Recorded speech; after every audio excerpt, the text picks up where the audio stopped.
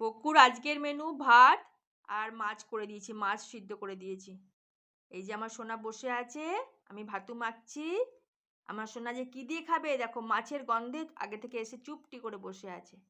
মাছ খেতে ভীষণ ভালোবাসে, মাছ তো খুব একটা দিই না, কাটার ভয়ে দিতে পারি না। তুমি মাছও খাবে আজকে? দেখো বসে আছে আমার সোনা, খেয়ে নাও মা, তুমি খাও, ওই মাছ বেছে বেছে দিচ্ছি, তুমি খাও, অল্প অল্প করে দিচ্ছি মাছ। মাছ তো খুব একটা দেওয়া হয় না, ও চিকেনই খায়।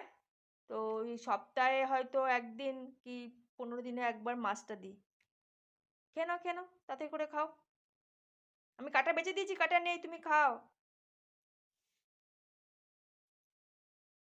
আমার সোনা হাম হাম করে খেয়ে নিচ্ছে না, বললো আমি আজকে মাছু দিয়ে ভাতু খাচ্ছি।